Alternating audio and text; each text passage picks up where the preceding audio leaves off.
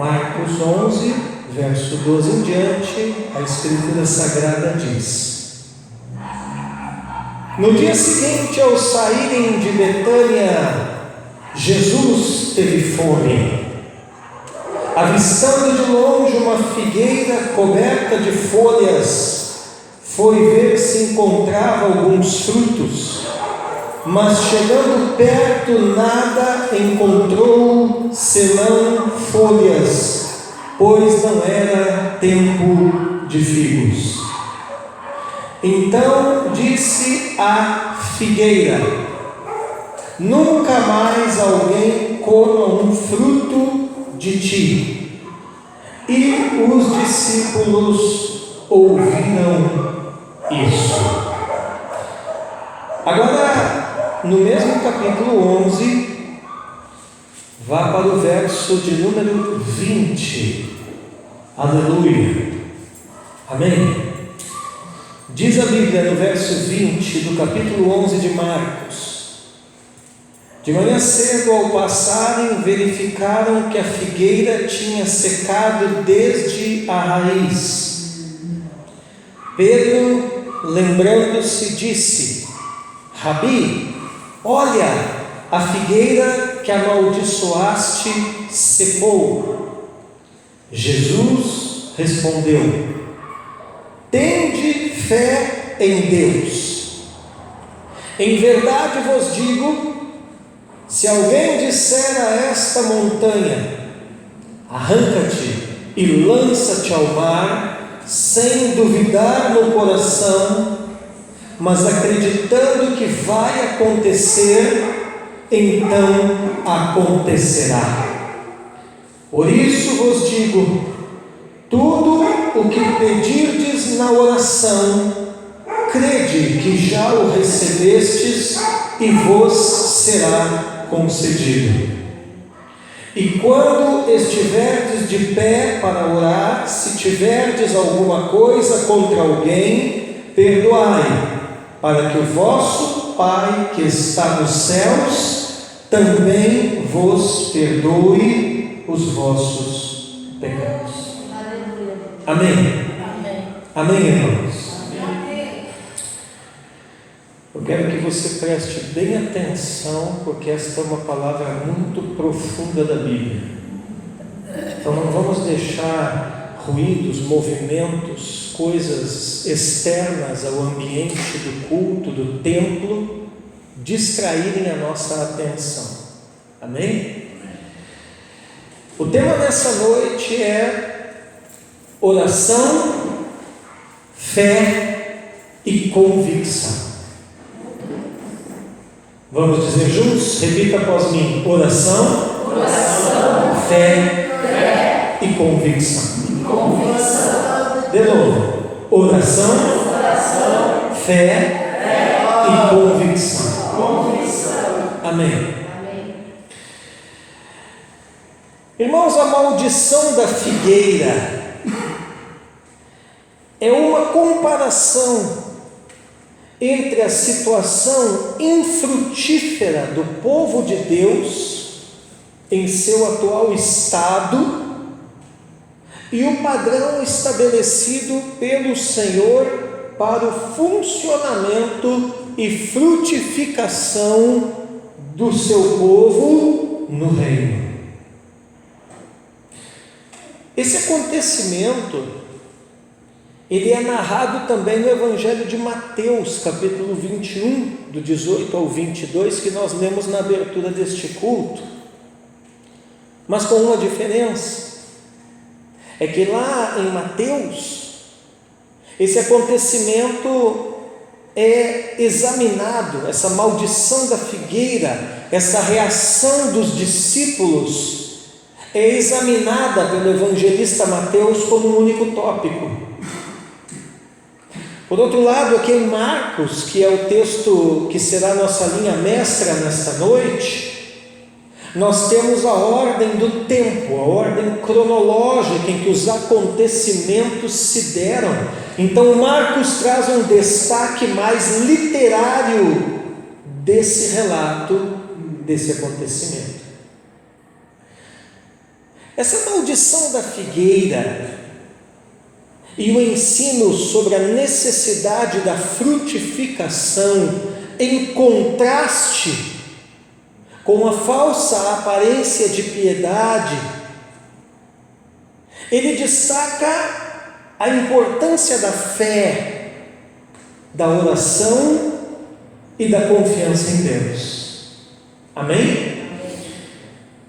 E esse acontecimento ocorreu na semana da paixão do Senhor Jesus, mais especificamente na segunda-feira de manhã. Jesus faz a sua entrada triunfal em Jerusalém no domingo, início da semana, e na segunda-feira de manhã, no caminho de Betânia a Jerusalém, mais ou menos 3,5 km de distância, acontece então essa maldição da figueira. E no outro dia, na terça-feira de manhã, quando eles estão retornando novamente a Jerusalém, Jesus, na semana da paixão, vai a Jerusalém, faz o que tem que fazer e no fim do dia volta a Betânia. E no outro dia, pela manhã, retorna a Jerusalém. E assim se dá nos dias da semana da paixão. Então eles estão retornando novamente na terça de manhã de Betânia para Jerusalém, pelo mesmo caminho, e os discípulos surpreendentemente percebem que a figueira que Jesus havia amaldiçoado um dia antes, na segunda-feira, havia secado até as raízes. Então havia acontecido exatamente conforme Jesus havia falado. E é com base nisso que Jesus vai trazer um ensino para eles e para nós aqui nessa noite sobre fé e convicção. Amém? Amém. Diga de novo comigo: oração, fé e convicção. Então, apesar de narrado nos dois evangelhos, Mateus e Marcos, como eu falei, nós vamos trabalhar hoje com base em Marcos. E é interessante perceber como que o evangelista Marcos organiza o material de forma cronológica. Então, aqui em Marcos, nós temos primeiro narrado do verso 12 ali até o verso 14, né?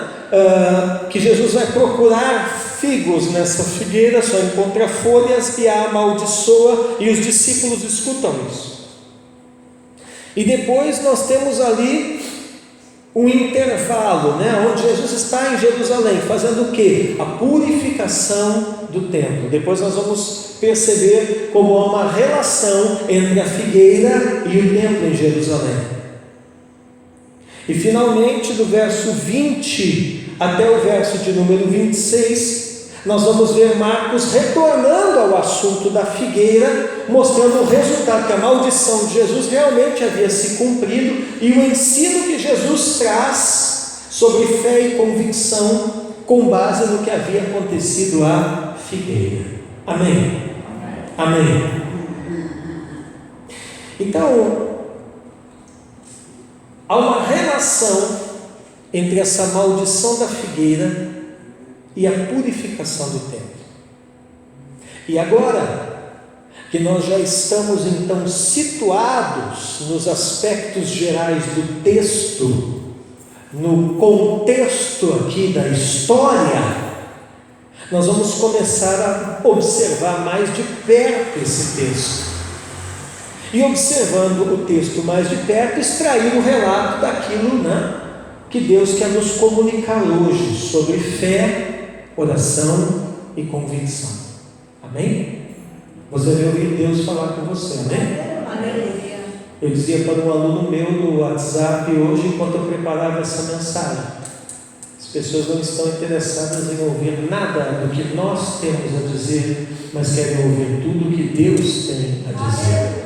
Então precisamos ser canal de Deus para a vida das pessoas. E eu quero hoje, como canal de Deus aqui para a sua vida, comunicar o que o Espírito quer dizer a esta igreja. E o Espírito quer falar sobre fé, oração, convicção. Amém? Então vamos começar olhando aqui, irmãos, nos versos 12 a 14. Marcos capítulo 11, versos 12 a 14. No dia seguinte, ao saírem de Betânia, Jesus teve fome, avistando de longe uma figueira coberta de folhas, foi ver se encontrava algum fruto, mas chegando perto nada encontrou, senão folhas, pois não era tempo de figos. Depois nós vamos entender melhor isso aqui. E os discípulos, então disse a figueira: nunca mais alguém coma um fruto de ti. E os discípulos ouviram isso. Amém? É importante entender que os frutos da figueira, eles começam a aparecer quase na mesma época em que as folhas em flor.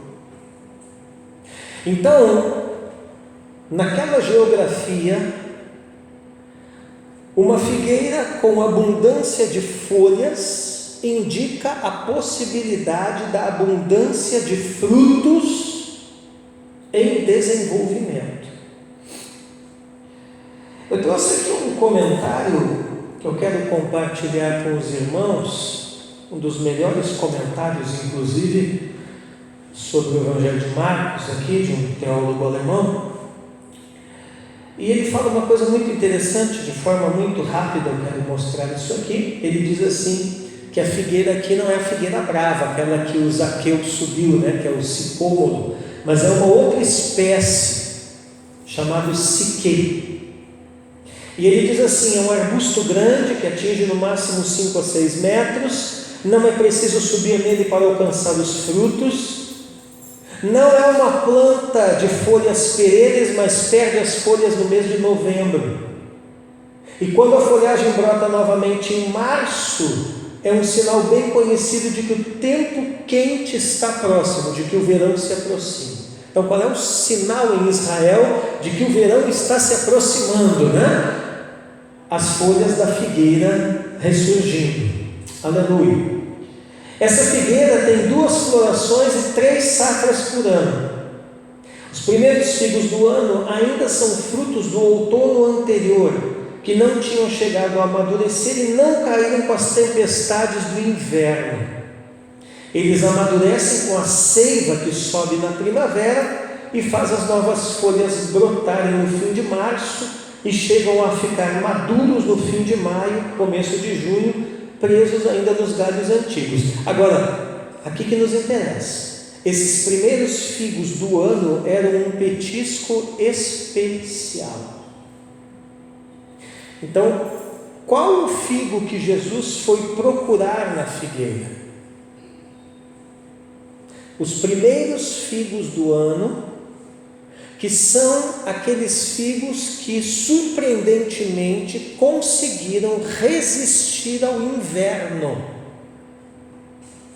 sem cair dos galhos antigos da árvore. E esses figos têm um sabor especial. Por quê? Porque eles são gerados no meio de um clima extremamente hostil, e eles recebem a primícia da seiva da árvore. Você vai dizer assim, mas Marcos fala que não era a época de figos. Marcos faz essa colocação a fim de assegurar que ninguém, ao ler esse relato, venha dizer assim: pode ser que alguém tenha passado antes e tirado os figos. Então é nesse sentido que Marcos faz essa observação, que você pode perceber que em Mateus não consta.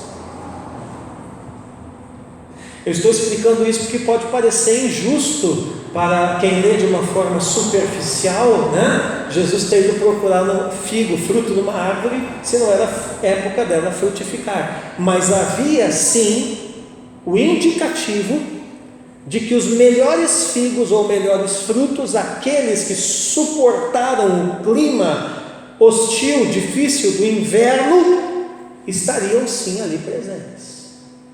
Amém? Ainda bem que aqui nessa igreja a gente não é superficial, então a gente se dá o trabalho de entender o texto, né, irmãos? Glória a Deus. E aí então o comentarista diz assim: Jesus procurava na época da Páscoa, que foi a época da sua paixão, os figos do inverno que se podia esperar em uma figueira com muitas folhas. Bom,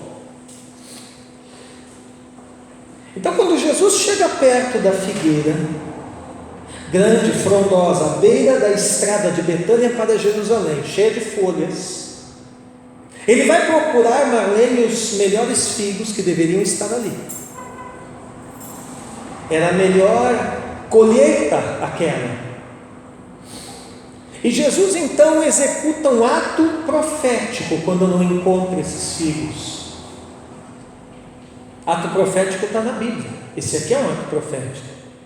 Quando ele amaldiçoa a figueira, e dessa forma ele está condenando a falsidade de todos, especialmente de Israel, que tem a aparência de dar muitos frutos, mas na verdade não produz nada para o reino de Deus, era só folhas. Então isso aqui, essa maldição da figueira, é uma condenação contra a aparência de piedade, a aparência de reino de Deus, a aparência de resultados para Deus.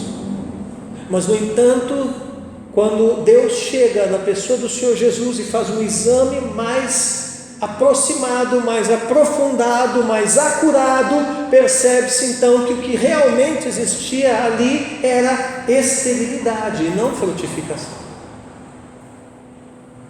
E eu me lembro de 2 Timóteo capítulo 3, verso 5, onde o apóstolo Paulo orienta Timóteo dizendo assim, sobre aqueles dos últimos dias. E é interessante que ali Paulo não está falando dos ímpios, não, ele está falando dos crentes. Quando Paulo diz assim, 2 Timóteo 3, 5, tendo a aparência de piedade, mas negando a sua eficácia. E Paulo dá um conselho a Timóteo, dizendo assim no fim do versículo: foge também dessa gente.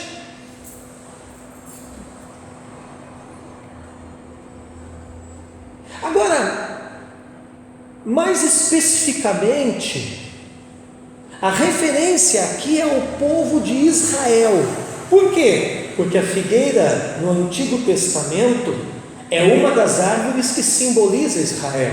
A nação de Israel, o povo de Deus no Antigo Testamento, é simbolizado por 3 árvores: figueira, videira e oliveira. Se você olhar passagens como Joel capítulo 1, verso 7, o profeta Joel diz assim, fez da minha videira uma ruína e da minha figueira um ramo seco.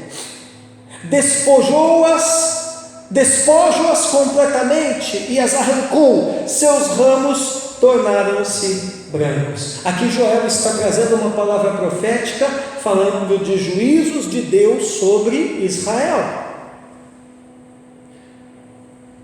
Então quando Jesus chega em Jerusalém, quando Jesus chega na cidade, quando Jesus entra na cidade, o que ele encontra? Ele encontra um povo de Deus, que tem folhas da palavra de Deus, mas não quer produzir frutos. Amém. E aqui vem já Deus nos ensinando que o que Ele quer encontrar no seu povo é muito mais do que folhas e sim frutos. Se eu fosse dar um outro título a esta mensagem, o título seria muito mais do que folhas.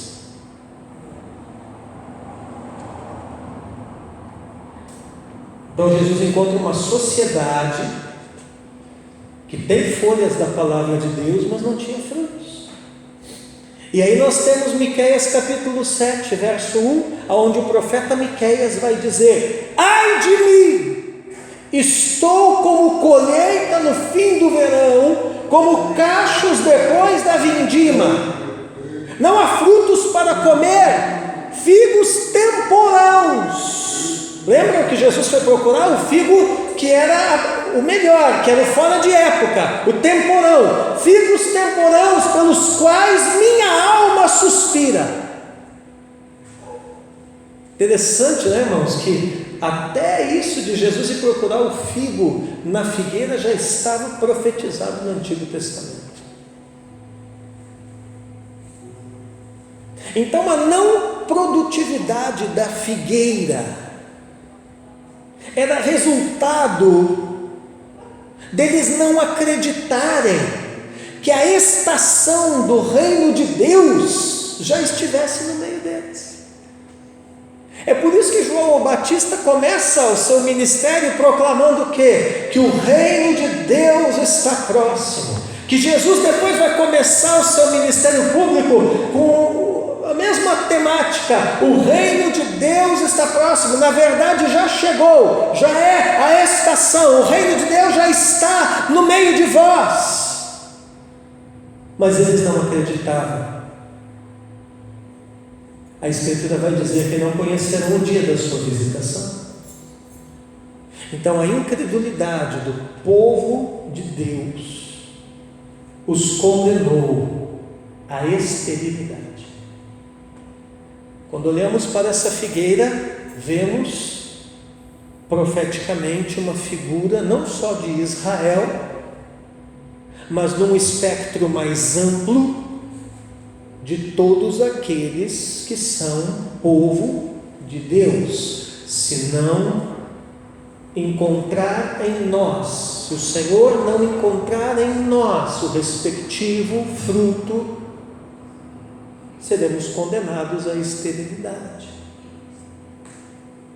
Então, do que fala a figueira amaldiçoada? Do juízo de Deus sobre todo aquele que é infrutífero no seu reino. Então vem a proclamação do Evangelho, e a proclamação do Evangelho começa assim, né? A chegada do reino de Deus, o arrependimento. Esse é o fruto que Deus busca nos seus filhos.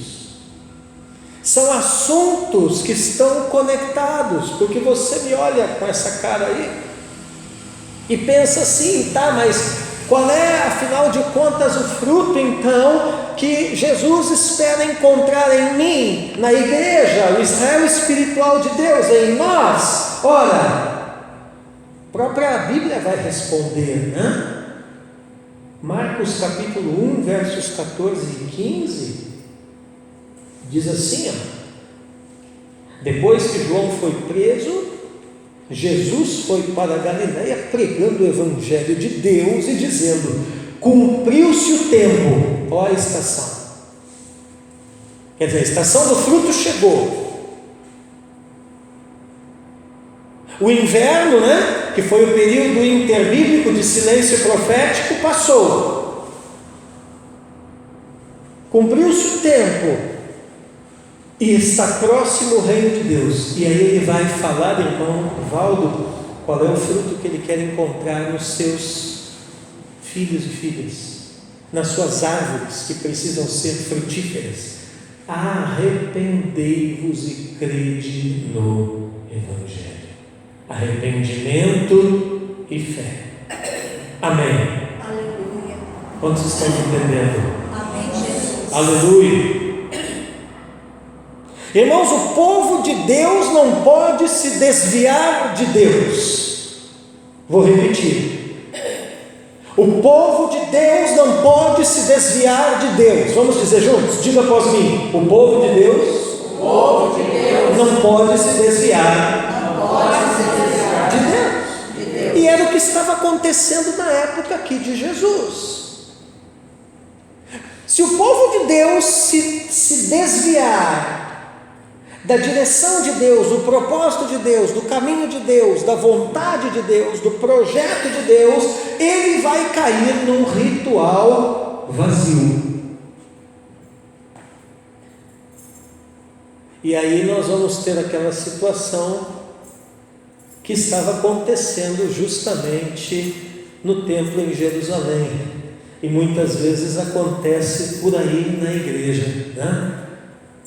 uma igreja cheia de gente vazia. Era um templo cheio de gente vazia. Vazio de quê? Vazio de Deus. Por isso que a Bíblia diz: enchei-vos do Espírito. Você só consegue produzir o fruto de arrependimento que Jesus vem procurar em você. Nós só conseguimos isso cheios do Espírito. Por quê? Porque é o Espírito, essa seiva, que nos proporcionará produzir na provação, na tribulação, no inverno da nossa alma. Aleluia.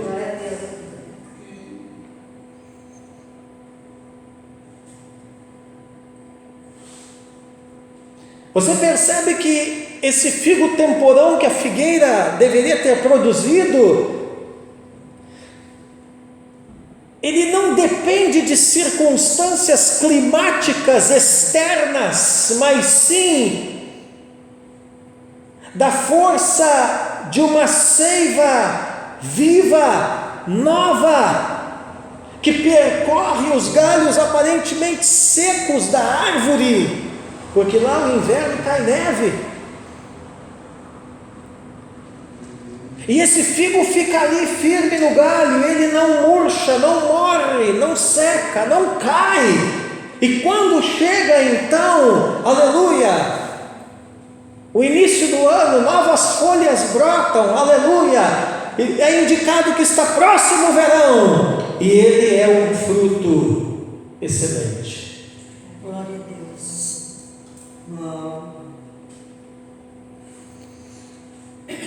Porque produzir fruto no clima adequado,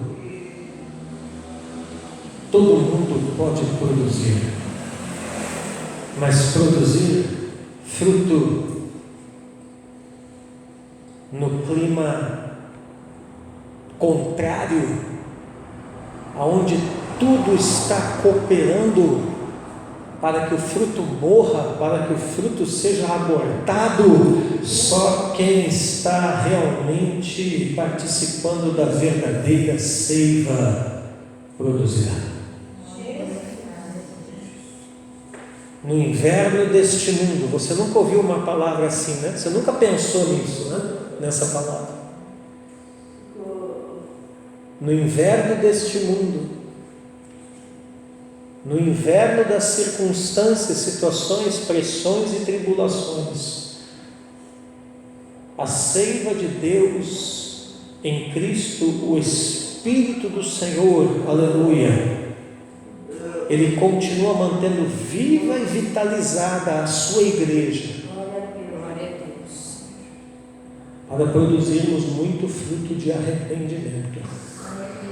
Amém?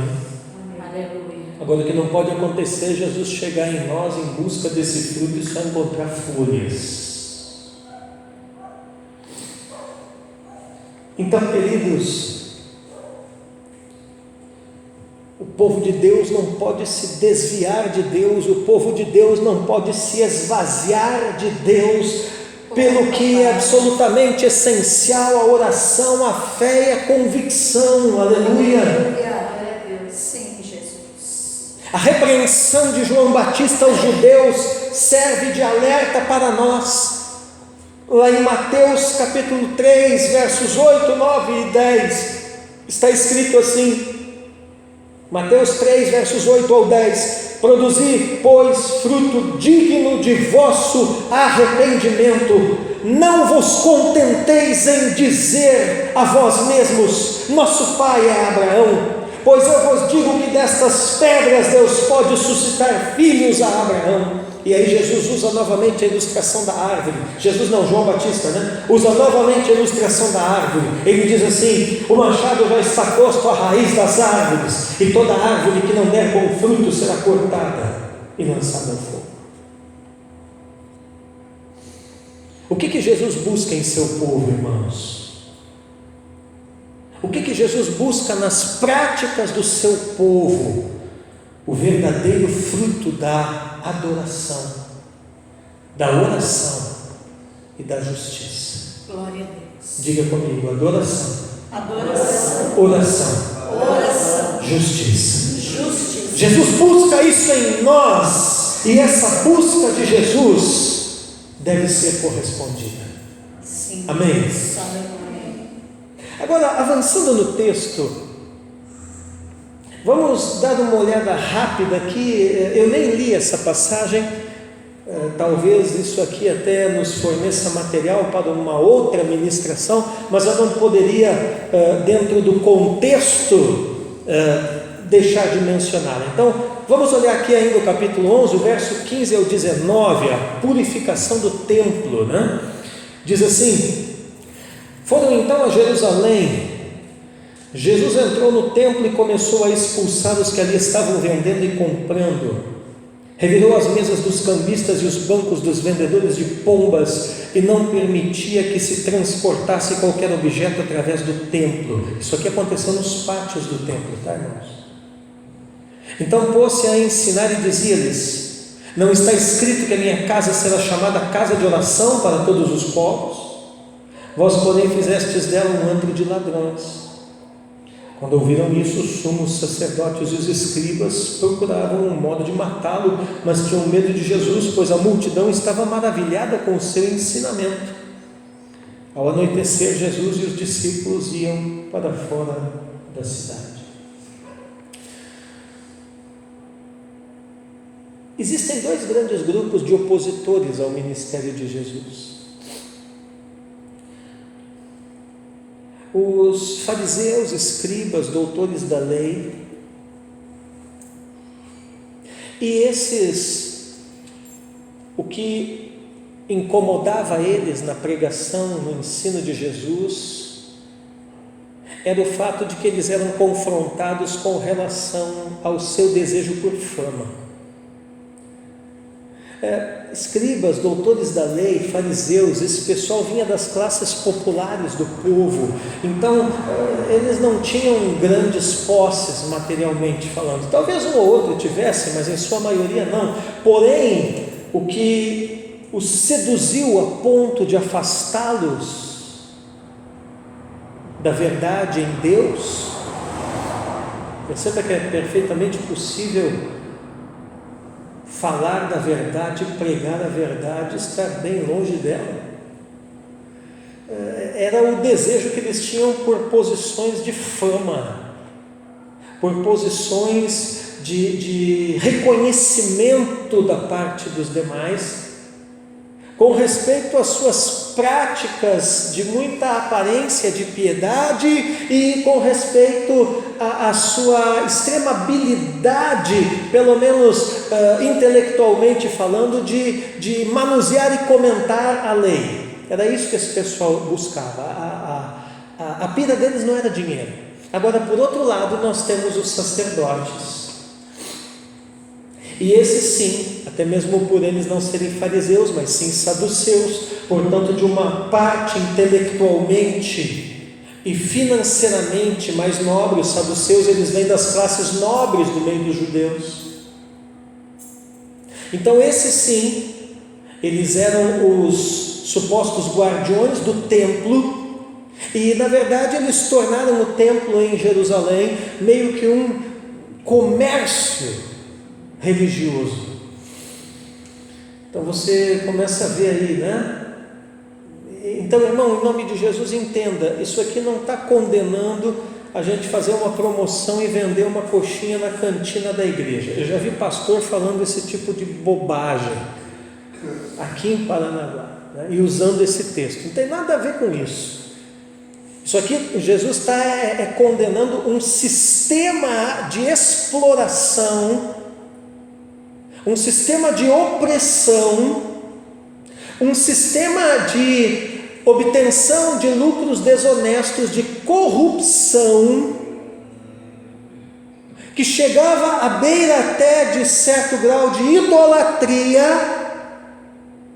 que era praticado e colocado como uma imposição às pessoas simples, na maioria simples, que vinham adorar nas festas do Senhor, que vinham ao templo em Jerusalém.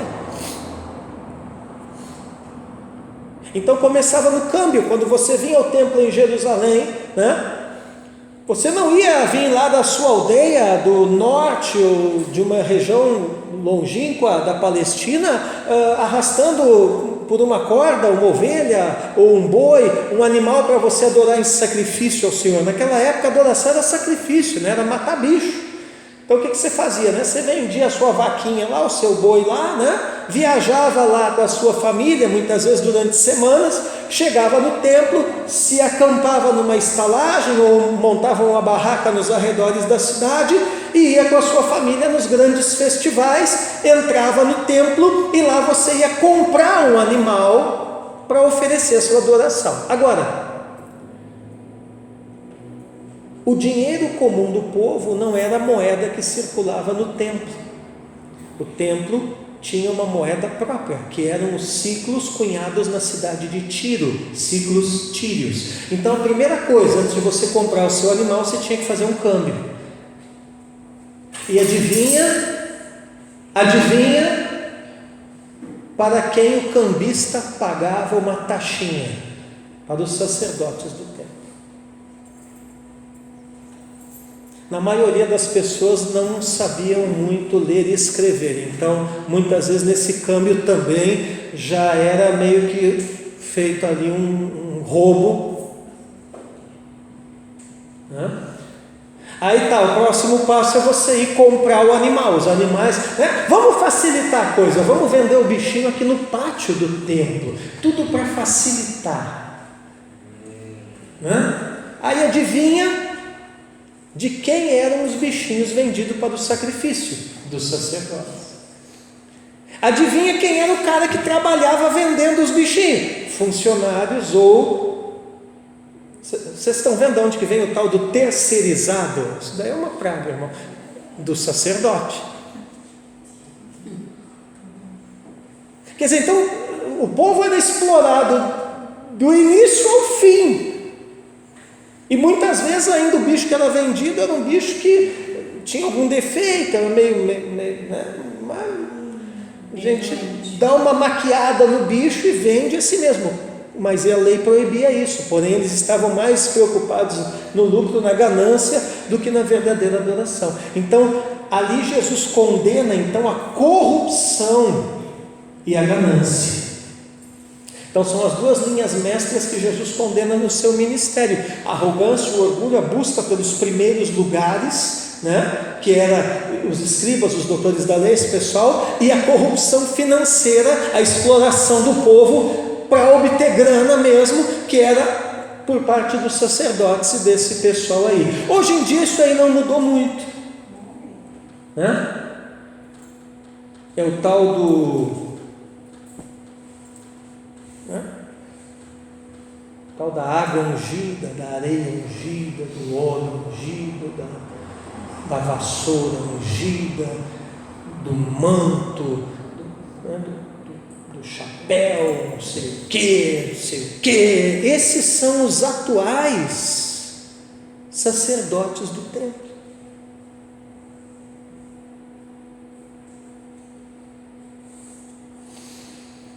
Então, Jesus entra aqui, é nesse contexto, mas não se esqueça, ele havia ido procurar antes fruto no quê? Na figueira, que representa o quê? Israel. E num segundo momento todos os adoradores, todo o povo de Deus. Mas ele não acha o fruto temporão que deveria estar ali, ele a amaldiçoa. Você percebe que a esterilidade espiritual da figueira havia alcançado o templo. A esterilidade espiritual da figueira havia alcançado o templo, o símbolo maior da essência da religião judaica no tempo de Jesus era o templo de Jerusalém, e a esterilidade espiritual o havia alcançado. Não podemos deixar a esterilidade espiritual alcançar a igreja, irmãos. O templo de Jerusalém era grandioso, assim como aquela figueira no caminho, copada, grande. mas era só folha, só aparência, não tinha fruto. Da mesma forma, o templo era só aparência, mas não tinha fruto. Perdeu a sua identidade de casa de oração. Primeira identidade que o diabo tenta descaracterizar na vida da igreja é a casa de oração. Quando você vê algum líder com esse discurso, não precisa mais, é muita oração, para que tanta oração? Desmobilizando o ministério de oração, de intercessão, você pode ter certeza que esse espírito de esterilidade do templo começou a entrar ali. Porque a primeira coisa que o diabo vem para descaracterizar na vida da igreja é a identidade de casa de oração.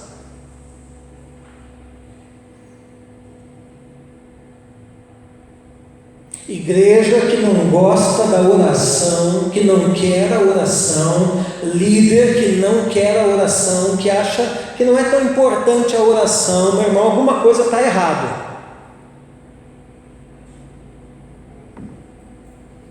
Por isso que eu bato nessa tecla aqui.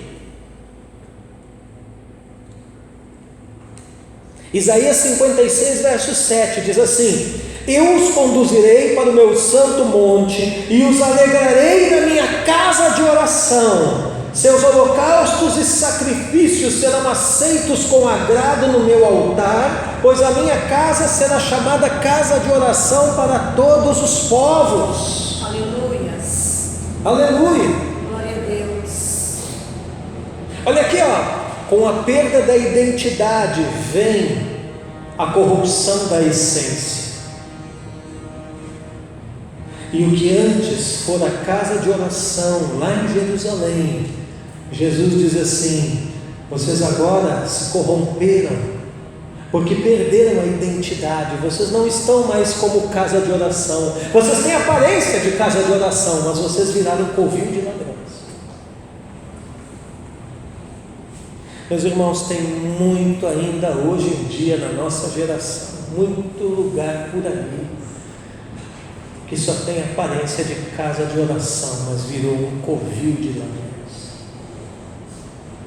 Jeremias capítulo 7, verso 11: porventura confundis esta casa sobre a qual é invocado o meu nome com um antro de ladrões? Deus perguntando. Eu mesmo vi, oráculo do Senhor. E aí, você está percebendo como há uma conexão com a figueira? Por isso que eu escolhi o relato de Marcos e não o de Mateus, porque Marcos traz esse relato aqui da purificação do templo no meio da história, porque é justamente de propósito, para mostrar que aquela figueira que Deus foi procurar nela frutos e só achou folhas. Por quê? Porque havia perdido a sua identidade, então corrompido sua essência, estava estéril, portanto foi amaldiçoada, estava se referindo à nação de Israel. E num segundo momento a todo o povo de Deus e a igreja hoje. Diga assim comigo: não podemos perder a identidade de casa de oração. Não podemos deixar a nossa essência ser corrompida. Amém? Quando você ora, você está resguardando a sua essência. Eu espero que alguém escreva isso, que não está aqui. Quando você ora, você está resguardando a sua essência. Não deixe de orar por nada, porque você precisa resguardar a sua essência em Deus. A oração te leva de volta a tua essência em Deus. E aí agora, já indo para o final, vamos olhar para o capítulo 11 de Marcos, o verso 20 ao 26. O que nos mostra esse trecho aqui, irmãos? Jesus vai lá, faz tudo que tem que fazer lá no templo. Eu imagino que foi um forfé danado, né? Às vezes Deus faz isso, né? Ele entra para virar coisa de perna para o ar mesmo, né? Você vê ali no verso 19, né? Marcos 11, 19, que anoitece e ele e os discípulos vão para fora da cidade, eles voltam para Betânia. Ou Betfagé, aqui na minha tradução, que é a mesma coisa. E no dia seguinte, eles estão retornando a Jerusalém. E os discípulos ficam espantados, irmão Evaldo, porque eles vão passando pela beira da estrada e percebem aquela figueira do dia anterior completamente seca. E Pedro, né? Não podia ser outro, né? Tinha que ser Pedro, né? Pedro já abre o bocão e menciona o fato. Marcos 11, 20 e 21 diz assim, ó, de manhã cedo, ao passarem, verificaram que a figueira tinha secado desde a raiz. Pedro, lembrando-se, disse: Rabi, olha, a figueira que amaldiçoaste secou. E aí Jesus, Cristina, vai dar uma resposta que parece meio sem pé nem cabeça.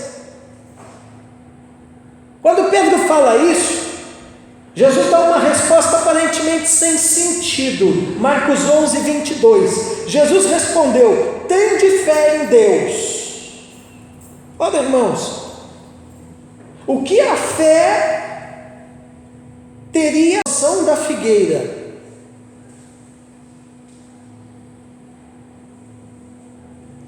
Só que o raciocínio de Jesus aqui é simples. Devemos ter fé em Deus para remover tudo que nos impede de frutificar para Deus. Tende fé em Deus. Como assim? Tende fé para remover em Deus tudo que te impede de frutificar para Deus. E aí aqui Deus vai falar conosco mais especificamente de novo, porque você veio para ouvir Deus, né? E Deus te pergunta assim: o que precisa ser removido? Talvez o que precisa ser acrescentado ainda não foi, porque ainda exista algo que precisa ser removido e você não percebeu.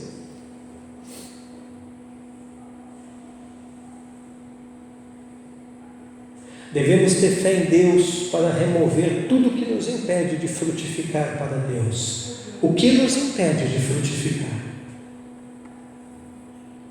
E a pergunta também é a seguinte: temos fé para remover isso?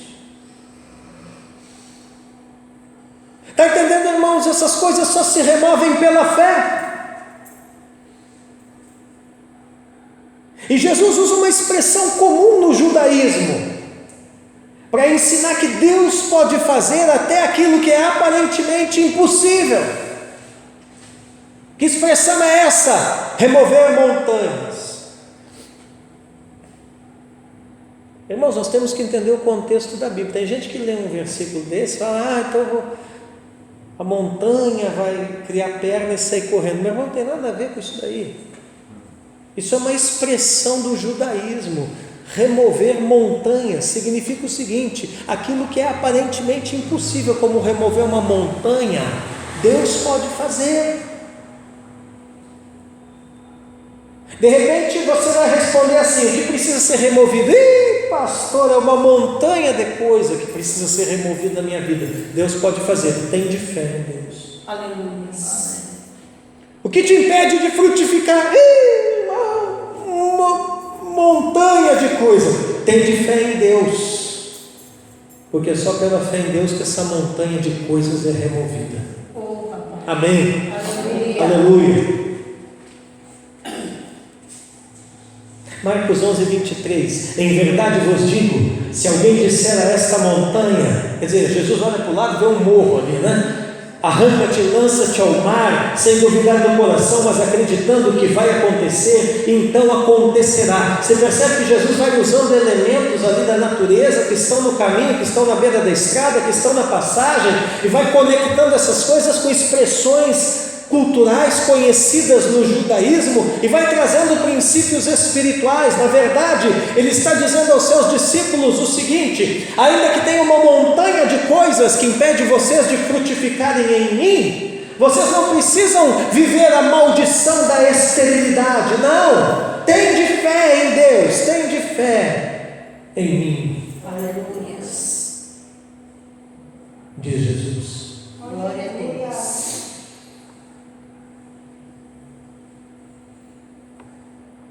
Precisa uma montanha de coisa para essa igreja dar certo. Tem de fé em Deus. Aleluia. Precisa uma montanha de coisa para um dia nós temos um ministério aqui completo música, não gosto disso.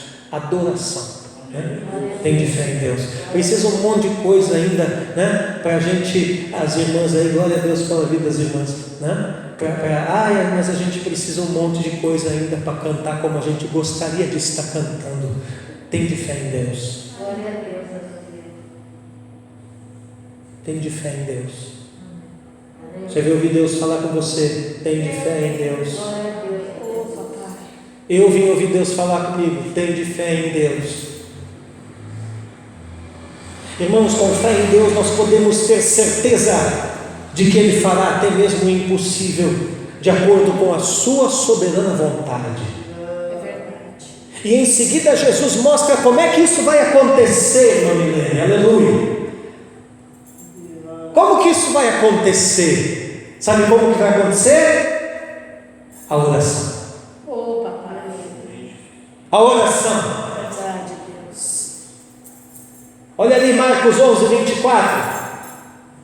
Por isso vos digo, tudo o que pedirdes na oração, tudo o quê? Tudo que você precisa para remover essa montanha de coisa que te impede de frutificar em Deus. Tudo que pedirdes na oração, crede que já o recebestes e vos será concedido. Aleluia. E aí, com respeito à oração, nós vamos perceber umas coisas fascinantes aqui, irmãos. Primeiro, Deus tem prazer em dar boas coisas aos que lhe pedirem. Amém? Mateus capítulo 7, verso 11, diz assim, ora, se vós que sois maus sabeis dar boas coisas aos vossos filhos, quanto mais o vosso Pai que está no céu dará coisas boas aos que lhe pedirem. Amém? Eu recebi uma bênção essa semana. Fazia muitos anos que eu queria determinado material teológico, e esse material ele não era mais nem editado, estava fora. E essa semana eu abri o meu e-mail e estava lá o e-mail da editora. Irmão, porque eu sou cadastrado na editora, né? A seiva é na veia. Relançamos, e eu olhei, meu olho brilhou, digo, aí sabe assim, quando você olha e só olha. Mas Deus levantou uma pessoa, né? Aleluia. E disse assim, pode mandar comprar que eu vou dar para você. E a pastora já ranzinzou lá da cozinha, dizendo, vai comprar mais livro. E eu disse, não, ganhei. E ela a luz.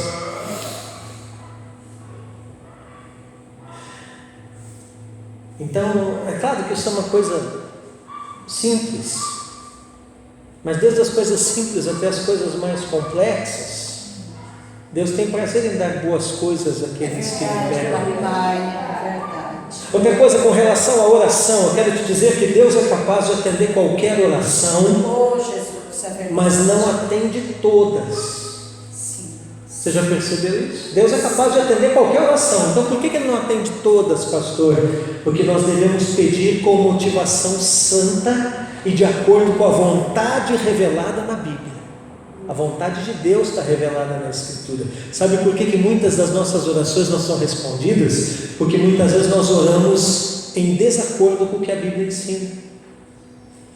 Tiago capítulo 4, verso 3 diz assim, pedis sim, mas não recebeis, porque pedis mal, pois o que pedis, só quereis esbanjá-lo nos vossos prazeres. 1 João capítulo 5, verso 14, diz assim, e essa é a confiança que temos em Deus, se lhe pedimos alguma coisa de acordo com a sua vontade, Ele nos ouve. Aleluia. Outra coisa ainda com relação à oração, irmãos, quando nós confiamos em Deus com convicção das coisas certas e da maneira certa, podemos ter a certeza que Ele nos atenderá. Filipenses 4,19, meu Deus proverá magnificamente, segundo a sua riqueza no Cristo Jesus, a todas as vossas necessidades. Amém? Tem muita gente que se engana com essa passagem de Marcos 11:24, né? Por isso eu vos digo, tudo que pedirdes na oração, crede que já o recebestes e vos será concedido. Tem gente que se engana com essa passagem, pega ela de forma isolada e de forma errada, acho que a Bíblia está falando que se nós orarmos com bastante fé por qualquer coisa, pode ter certeza que Deus vai dar o que quisermos. Mas nós sempre devemos ter o entendimento de Jesus, irmãos. E nós devemos confiar no poder de Deus em harmonia com a sua vontade e nos submeter a isso. Irmãos, até Jesus orou dessa maneira. Olha aqui, Marcos 14:36. E dizia: Abba, Pai, tudo te é possível. Getsemane, afasta de mim este cálice, contudo não seja o que eu quero, mas o que tu queres.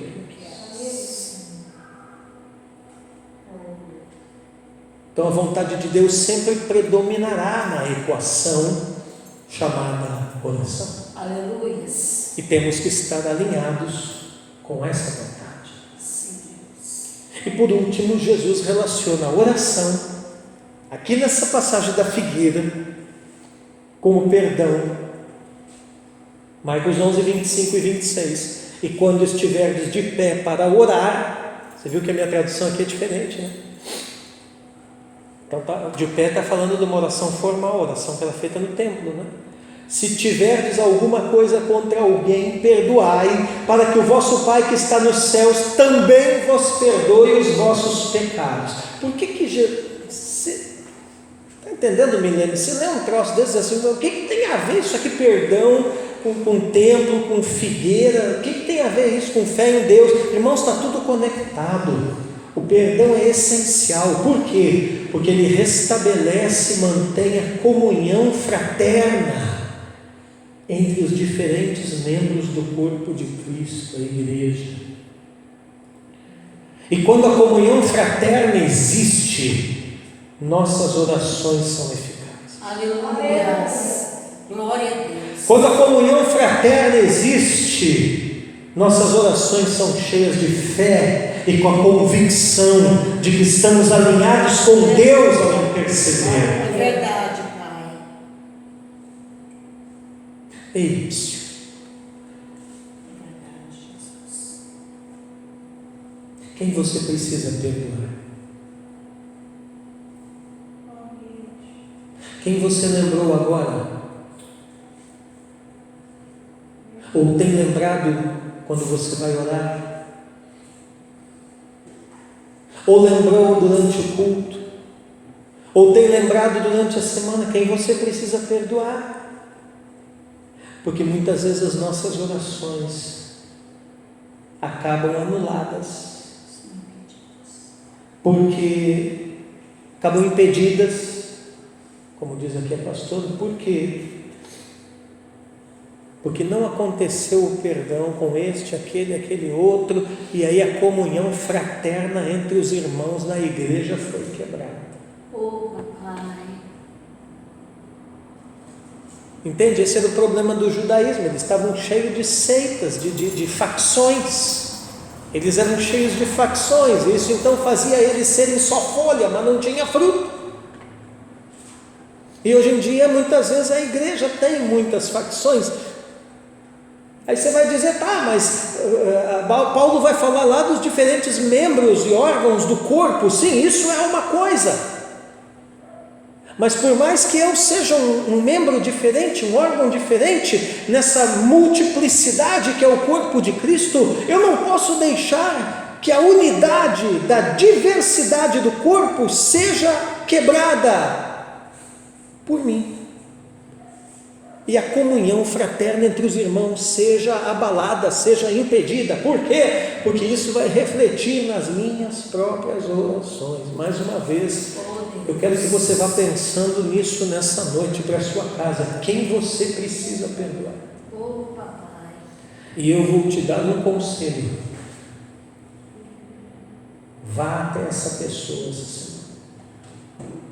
Porque as suas orações, em muitos aspectos, podem estar sendo impedidas. Meu Deus. Ah, mas eu não tenho ninguém. Amém.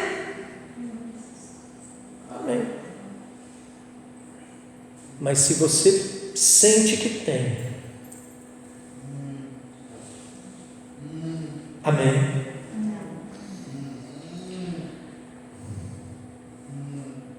Não deixe o diabo iludir você. Às vezes o diabo nos ilude com um pensamento. Ah, não foi você que começou determinada situação.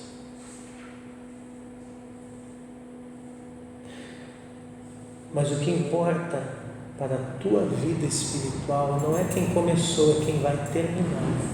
É verdade. Então, às vezes tem situações, irmãos, que nós não desencadeamos, mas em Deus nós temos o entendimento para ir lá botar um ponto final nisso. Aleluia, queridos. Que tem um ponto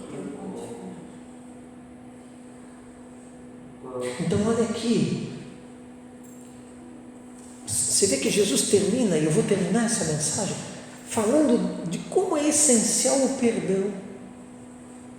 Porque restabelece a comunhão fraterna entre os membros do corpo, entre os irmãos, entre a igreja, e as nossas orações se tornam eficazes, cheias de fé, com convicção. Por quê? Porque nós estamos alinhados a Deus quando intercedemos. E eu quero dizer por último o seguinte: a figueira estéril secou, e Jesus aqui dá 3 chaves para a igreja não secar.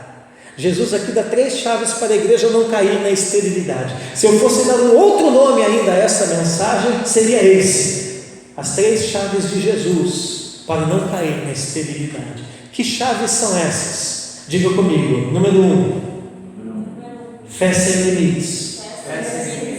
Mais uma vez, todo mundo. Fé sem limites. 2, oração confiante. 3, perdão para a comunhão plena entre os irmãos. Fé sem limites, oração confiante, perdão para a comunhão plena entre os irmãos. Quando nós fazemos uso dessas chaves, pode vir o inverno que vier,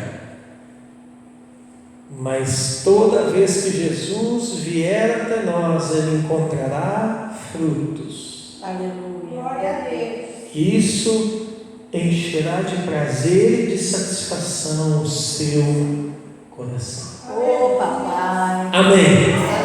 Amém.